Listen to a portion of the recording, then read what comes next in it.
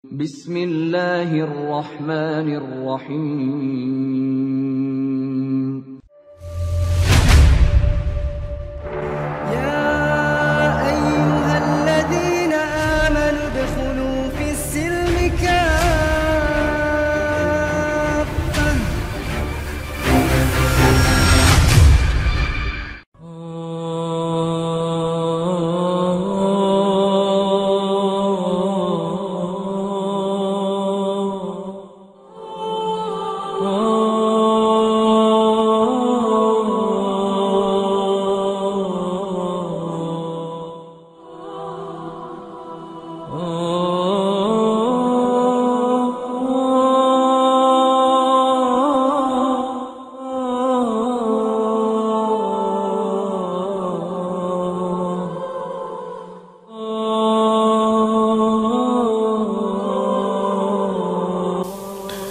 Alhamdulillah, pada pagi hari ini kita senantiasa memuja dan memuji Allah Subhanahu wa taala. Salawat dan salam tak lupa kita hadiahkan kepada Nabi kita, Nabi besar Muhammad sallallahu alaihi wa ala alihi wasallam. Dan tema pada pagi hari ini kita akan mengangkat seputar virus corona dan kehancuran manusia. Ada hikmah dan pelajaran besar di dalamnya. Ma'asyiral muslimin, para pendengar dan pemirsa yang dimuliakan Allah Subhanahu wa taala. Para ulama banyak berselisih pendapat tentang apa hikmah di balik tersebarnya wabah corona ini. Kenapa Allah Subhanahu wa taala sampai menyebarkan virus ini mendunia? Bahkan setiap hari ada saja orang yang meninggal karena virus ini. Maka jawabannya adalah hadis Aisyah radhiyallahu anha. Ketika dia bertanya kepada Nabi sallallahu alaihi wasallam soal wabah taun, wabah yang mematikan di zaman itu. Maka Aisyah radhiyallahu anha kemudian mengatakan, akhbarani Nabi sallallahu alaihi wasallam annahu adzabun yab'atsuhu Allahu ala man yasha. Bahwa wabah tersebut bisa jadi sebuah azab, sebuah siksa yang Allah Subhanahu wa taala hantarkan kepada siapapun yang dikehendakinya. Wa anna Allah ja'alahu rahmatan lil mu'minin. Tapi terkadang Allah Subhanahu wa taala jadikan wabah tersebut rahmat, kasih sayang Allah kepada orang-orang yang beriman. Kemudian Rasul mengatakan, laisa min ahadin yaqa'u bit-ta'un fayamkuthu fihi fi baladihi sabiran muhtasiban ya'lamu annahu la yusibuhu illa ma kataballahu lahu illa kana lahu mithla ajri syahidin. Tidaklah seseorang tertimpa penyakit taun ataupun wabah yang mematikan itu, kemudian dia mengkarantina dirinya, baik di rumahnya atau di negaranya atau di negerinya, dan dia senantiasa bersabar mengharap pahala Allah. Dia yakin bahwa apa yang menimpanya sudah dicatat Allah Subhanahu wa ta'ala. Maka kalau Allah takdirkan dia meninggal, maka Allah berikan padanya pahala mati syahid. Hadis ini dikeluarkan Imam Bukhari. Maka dari riwayat ini kita tahu bahwa sebuah wabah tidaklah Allah Subhanahu wa ta'ala turunkan kecuali terkadang menjadi azab siksa disebabkan karena banyaknya kerusakan yang terjadi di alam semesta ini, banyaknya kerusakan yang terjadi di bumi ini. Dan kalau seandainya itu terjadi kepada orang-orang yang beriman, boleh jadi itu bentuk rif'ah, bentuk pengangkatan derajat. Kalau memang dia mengkarantina dirinya, dia sabar, dia mengharap pahala Allah Azza wa Jal, dia yakin tidak mungkin terjadi kecuali karena takdir Allah Azza wa Jalla, maka Allah Subhanahu wa ta'ala hadiahkan padanya pahala syahid. Ma'asyiral muslimin yang dimuliakan Allah Azza wa Jalla, Allah itu zat yang maha lembut, zat yang maha pengampun. Sebelum terjadi wabah ini, Allah Subhanahu wa ta'ala berikan kesempatan kepada kita, kesempatan hari, kesempatan minggu, bahkan kesempatan tahun. Waktu-waktu yang cukup lama berlalu. Sebenarnya Allah Subhanahu wa ta'ala memberikan kesempatan kita untuk kembali kepada Allah Azza wa Jalla. Bahkan terkadang memberikan isyarat-isyarat agar manusia kembali ke jalan Allah Subhanahu wa ta'ala. Karena kalau Allah Subhanahu wa ta'ala sudah murka kepada manusia, maka kemurkaan Allah tidak mungkin ada yang sanggup untuk menahannya. Ma'asyiral muslimin, sebagai contoh, kita diingatkan kepada Perang Dunia Pertama dan Perang Dunia Kedua, ketika merebak kerusakan di Eropa kala itu, dengan berbagai macam maksiat yang mereka lakukan, kecongkakan dan kesombongan, dengan alat-alat dan teknologi yang mereka miliki. Akhirnya Allah Subhanahu wa ta'ala hantarkan kepada mereka peperangan yang sangat besar, peperangan yang sangat dahsyat, yang mengakibatkan hancurnya bangunan-bangunan, yang mengakibatkan hilangnya jiwa dan nyawa manusia yang tidak terbilang. Ma'asyiral muslimin, Allah Subhanahu wa ta'ala berfirman di dalam Al-Quranul Karim, wa idza aradna an nuhlika qaryatan amarna mutrafiha fafasaku fiha fahaqqa 'alaiha al-qawlu fadammarnaha tadmira. Dan jika kami hendak membinasakan sebuah negeri, kata Allah, maka kami perintahkan kepada orang-orang yang hidup mewah itu, kepada orang-orang yang memiliki kekayaan itu, supaya mereka mentaati Allah Subhanahu wa ta'ala. Akan tetapi mereka melakukan kedurhakaan di dalam negeri itu, maka sudah pantas berlaku terhadapnya putusan kami, kata Allah, maka kami hancurkan negeri itu sehancur-hancurnya. Allah katakan fadammarnahu tadmira, kami hancurkan negeri tersebut sehancur-hancurnya. Ma'asyiral muslimin yang dimuliakan Allah Azza wa Jalla, makanya kita lihat dalam sejarah Perang Dunia Pertama, bukan ratus, bukan ribu, juta jiwa yang meninggal. Ada yang mengatakan sampai 20 juta jiwa, wallahu a'lam. Disusul Perang Dunia Kedua lagi, ada yang mengatakan 60 juta, wallahu a'lam. Tah berantah berapa meninggal orang saat peperangan itu. Allah Subhanahu wa ta'ala buat orang itu berperang. Ma'asyiral muslimin, padahal tidak semua orang paham tentang peperangan itu. Tidak semua masyarakat mengira akan terjadi korban begitu banyak.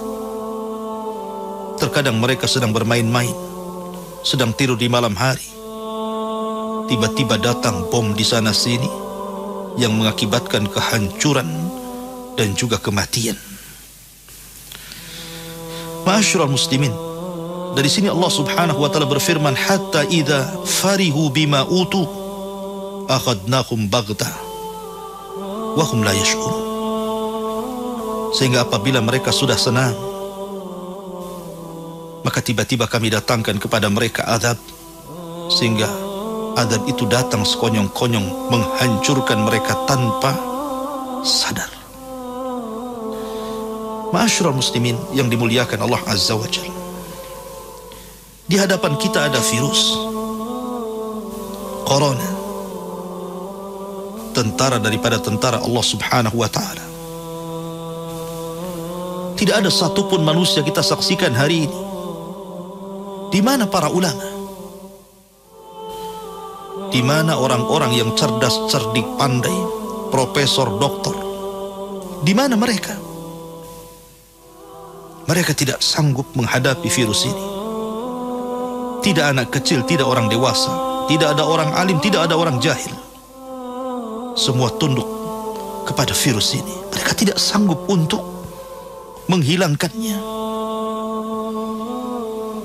Kekuatan teknologi yang negara-negara adidaya miliki, kekuatan senjata-senjata yang mereka miliki, kekuatan pengetahuan, perobatan, kesehatan yang mereka miliki, subhanallah, semua terhina di hadapan Allah subhanahu wa ta'ala dengan virus yang sangat kecil, yang tidak bisa dilihat kecuali dengan alat. Ma'asyiral muslimin yang dimuliakan Allah azza wa jalla, sekarang rasanya orang-orang kaya terancam, para pejabat terancam, orang-orang hebat terancam. Bukan terancam karena hilang kekayaannya, diambil orang, tidak, tapi yang terancam jiwa-jiwa mereka. Sebab ketika jiwa itu diambil, maka apalah artinya jabatan, pangkat, kekayaan apabila ruh sudah lepas dari jasad dan badan. Ma'asyiral muslimin yang dimuliakan Allah subhanahu wa ta'ala, suatu ketika Nabi SAW bercerita tentang kisah Nabi Musa dan Nabi Khidir alaihima salam. Ketika kedua nabi ini berada di atas perahu, tiba-tiba melihat usfur, melihat burung yang sedang menuki, kemudian menuju air lautan. Setelah kemudian di air tersebut, dia ambil satu teguk air, kemudian terbang kembali ke langit. Maka Nabi Khidir mengatakan kepada Musa, ma'ilmuka ya Musa wa ilmi, tidaklah pengetahuan wahai Musa dan juga pengetahuanku dibandingkan dengan pengetahuan Allah itu melainkan seperti air yang diteguk oleh burung tersebut. Sementara air lautan itu adalah ilmu Allah subhanahu wa ta'ala. Kita ini kecil di hadapan Allah azza wa jalla, yang seteguk itu menjadikan pengetahuan seluruh manusia satu dunia berbangga dengan pengetahuannya. Tetapi lihat, teknologi secanggih apapun tidak mampu untuk melebihi pengetahuan Allah subhanahu wa ta'ala. Di hadapan virus yang kecil, setiap hari manusia satu persatu berjatuhan menjadi korban, meninggal dunia.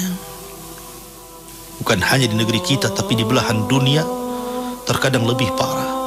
Kita lihat pemberitaan di Amerika, Spanyol, di negeri-negeri Eropa, hampir setiap hari ribuan jiwa melayang.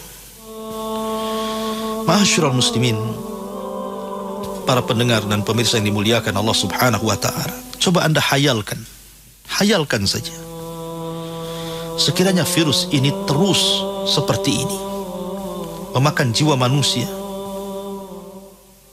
Anggaplah setahun 2 tahun ke depan virus ini belum diangkat oleh Allah subhanahu wa ta'ala, sementara hampir setiap hari ribuan jiwa melayang. Tentu kepunahan manusia, kehancuran manusia bisa saja terjadi. Pertanyaannya, sudahkah siap bagi anda untuk menghadapi kematian ini? Jangan katakan yang mati itu di Jakarta, jangan katakan yang mati itu mungkin di Medan atau di tempat-tempat yang lain ataupun di luar negeri. Kematian itu bisa saja mengenai kita, karena semakin hari virus ini semakin menyebar dan mengganas. Bahkan WHO sampai mewajibkan untuk menggunakan masker, karena konon katanya bahwa virus itu sanggup bertahan di udara 8 jam, katanya, wallahu a'lam.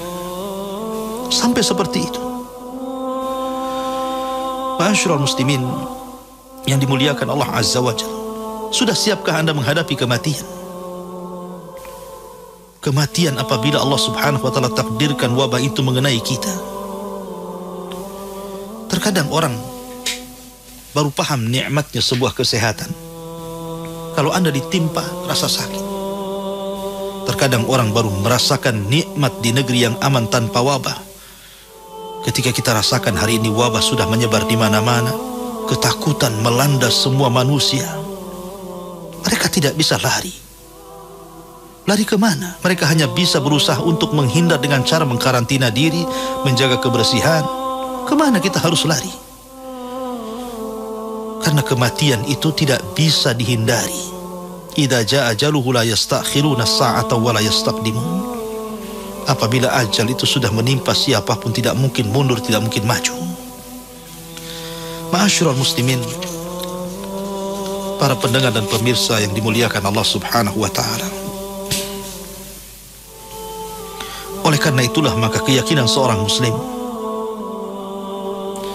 kalau sebelum wabah ini terjadi memang Anda orang baik, Anda senantiasa menjaga sholat, menjaga zikir, menjaga ibadah, talabul ilmi, memperbanyak ibadah, saya yakin ada sedikit ketenangan pada hati Anda. Tapi bagi Anda yang setiap hari sebelum tersebarnya wabah ini ahli maksiat, tidak pernah mendekatkan diri kepada Allah Subhanahu wa ta'ala, jauh daripada masjid, jauh daripada zikir, jauh daripada Al-Quran, tidak pernah mengingat Allah sama sekali, saya yakin Anda dalam kondisi ketakutan. Nabi SAW bersabda, man ahabba liqa Allah ahabballahu liqa'ah, wa man kariha liqa Allah karihallahu liqa'ah. Barang siapa yang cinta berjumpa dengan Allah, maka Allah akan cinta berjumpa dengan dia. Tapi siapa yang membenci berjumpa dengan Allah, maka Allah akan benci berjumpa dengan dia. Ma'asyiral muslimin, orang kalau tidak cerdas mengambil ibrah dan pelajaran dari tersebarnya virus ini yang setiap hari kita saksikan dalam pemberitaan ada saja yang meninggal, maka Anda termasuk orang yang merugi. Demi Allah, Anda orang yang merugi. Tidak bisa mengambil ibrah dan pelajaran. Ma'asyiral muslimin yang dimuliakan Allah Subhanahu wa ta'ala, Allah Subhanahu wa ta'ala berfirman, afa amina ahlul qura an ya'tiyahum ba'suna bayatan wa hum naimun, awa amina ahlul qura an ya'tiyahum ba'suna duhan wa hum yal'abun, afa aminu makrallah fala ya'manu makrallah illa al-qaumul khasirun. Allah berfirman, apakah penduduk negeri itu merasa aman untuk datang kepada mereka kesengsaraan di waktu mereka sedang tidur, ataukah mereka merasa aman untuk datang kepada mereka kesengsaraan di waktu duha sementara mereka sedang bermain-main? Dan tidaklah orang aman dari makar Allah kecuali orang-orang yang rugi. Maka orang yang tidak mengambil ibrah dan pelajaran dari tersebarnya virus ini, demi Allah, maka mereka adalah kaumul khasirun, orang-orang yang rugi. Maka ambillah pelajaran yang kita bisa petik dari peristiwa dan kejadian yang berlaku akhir-akhir ini di negeri kita dan negeri-negeri yang kaum muslimin atau negeri-negeri yang lainnya. Ma'asyiral muslimin yang dimuliakan Allah Azza wa Jalla, seorang muslim tentu yakin dan percaya bahwa suatu ketika wabah ini pasti diangkat. Akan tetapi tentu ada sebab. Bagaimana caranya Allah Subhanahu wa ta'ala menyegerakan mengangkat wabah ini sehingga kita merasa aman? Karena bagaimanapun kondisi aman jauh lebih baik untuk mendekatkan diri kepada Allah dibandingkan kondisi ketakutan. Maka yang harus dicermati adalah 5 perkara. 5 perkara penyebab cepatnya Allah Subhanahu wa ta'ala mengangkat bala.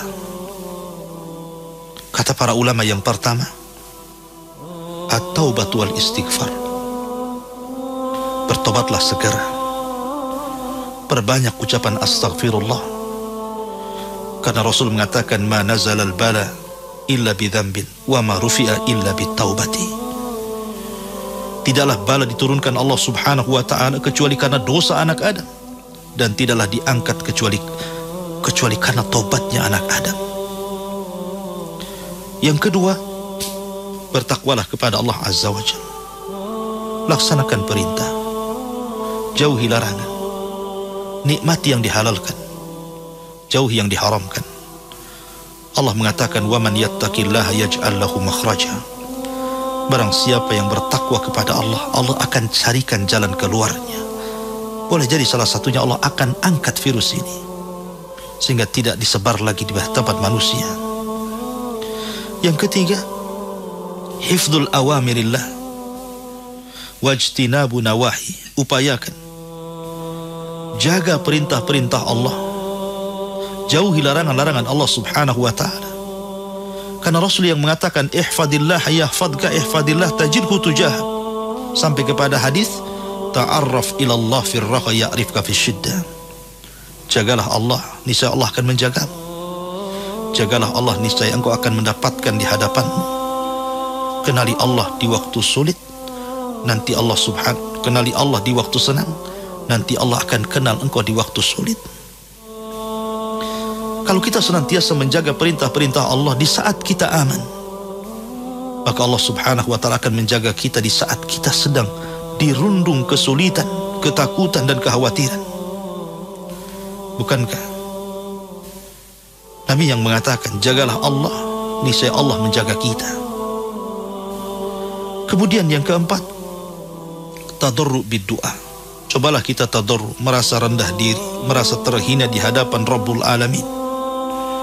Allah berfirman, walaqad arsalna ila umamin min qablik fa'aghadnahum bil ba'sa'i wad dharra la'allahum yatadarra'un falawla idja'ahum ba'suna tadarra'u walakin massat qulubuhum wa zayyana lahumus syaitanu ma kanu ya'malun.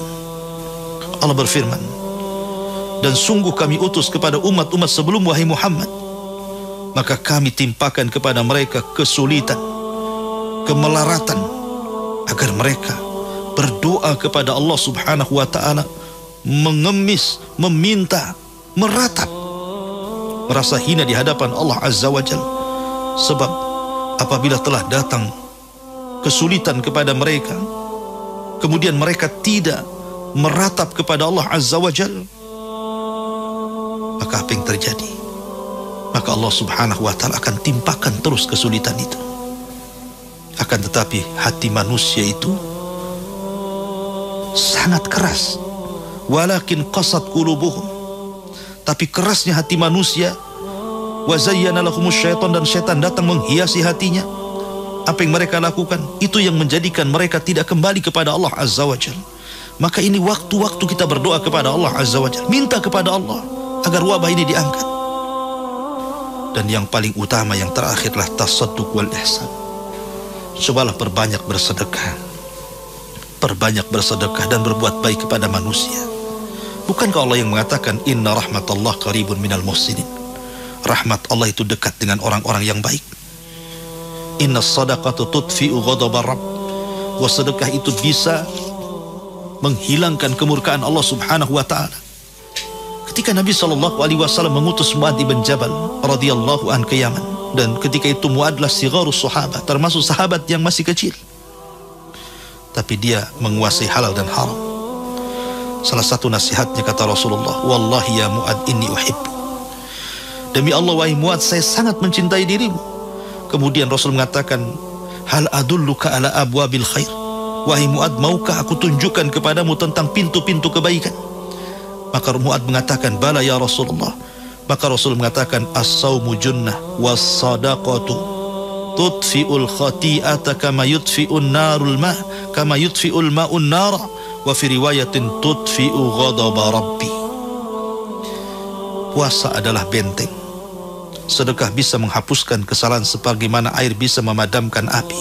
Dalam riwayat, dan sedekah itu bisa meredam murkanya Allah subhanahu wa ta'ala. Dan Rasul mengatakan, inna sadaqata taki masari as-su. Sesungguhnya sedekah itu bisa membetengi seseorang mati dalam posisi su'ul khatimah. Ma'asyiral muslimin yang dimuliakan Allah azza wa jalla, maka bersedekahlah. Bersedekahlah. Bersedekah kepada masjid-masjid untuk membangun masjid, pesantren-pesantren, anak-anak yatim, janda-janda yang memerlukan bantuan, kemudian orang-orang yang kesusahan, orang-orang yang tidak memiliki pekerjaan, bantu mereka. Ini saat-saat kita ini bersedekah sebanyak-banyaknya, karena dengan sedekah itulah Allah subhanahu wa ta'ala akan menyegerakan diangkatnya bala. Tapi kalau saat-saat seperti ini kemudian orang tidak mau mengeluarkan kekayaannya dengan asumsi bahwa kalau seandainya wabah ini akan lama, nanti uang saya akan habis, beras saya akan habis, apa yang saya akan makan. Subhanallah, seolah-olah dia tidak yakin dengan takdir Allah Azza wa Jalla. Ingat bahwa rizki Anda sudah dicatat di Lauhil Mahfuz. Allah hanya mengatakan, faman qudira alaihi rizqu falyunfiq. Barang siapa yang disempitkan rizkinya, justru kita suruh menginfakkan hartanya. Ma naqasa min malis sadaqah, tidak mungkin harta yang disedekahkan itu berkurang, bal yazdad, bahkan bertambah kata Rasulullah.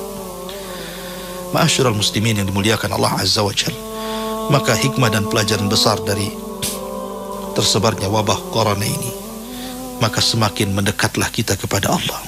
Kun ma'allah, kata para ulama, kun ma'allah, mendekatlah kepada Allah. Ini waktu-waktu kita mendekat kepada Allah Azza wa Jalla. Kapan lagi? Apakah menunggu virus itu datang kepada kita dan merenggut nyawa kita, baru kita katakan ketika kita masuk dalam liang lahat, dia mengatakan, laula akhartani ila ajalin qarib fa asaddaqa wa akum minas salihin. Ya Allah, kembalikan aku ke dunia supaya aku bisa bersedekah dan menjadi hamba-hamba yang saleh. Apakah menunggu sampai kita di liang lahat? Maka sebelum Anda yang masih sehat, maka kun ma'allah, kembali kepada Allah Azza wa Jalla, kembali kepada Allah. Kan hanya dengan itu Allah Subhanahu wa ta'ala akan menyegerakan mengangkat bala ini, dan kita hanya bisa berdoa kepada Allah Subhanahu wa ta'ala, semoga Allah mengangkat bala dari negeri kita, negeri kaum muslimin, dan negeri-negeri yang lainnya. Wallahu a'lam bishawab. Ini yang bisa sampaikan, mudah-mudahan ada manfaatnya. Saya kembalikan kepada moderator, falyatafaddal.